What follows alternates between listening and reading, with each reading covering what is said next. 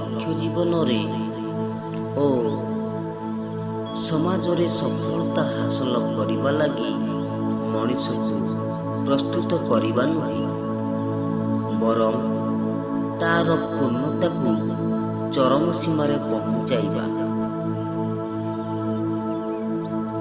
ଶିକ୍ଷାର ଲକ୍ଷ୍ୟ ହେଉଛି ଜଡ଼ ଜୀବନରେ ପରମ ଭାଗବତ ଚେତନାର ଅଭିବ୍ୟକ୍ତି।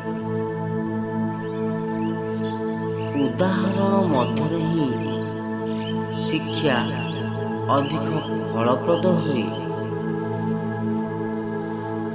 ନୂତନ ଶିକ୍ଷାଦର୍ଶର ପଥ ପ୍ରଦର୍ଶକ ନୀତି ହେଲା ସତ୍ୟ, ସଂହତି, ସ୍ୱାଧୀନତା। ଶିକ୍ଷା ହେଲା ଏକ ପୌରୋହିତ୍ୟ।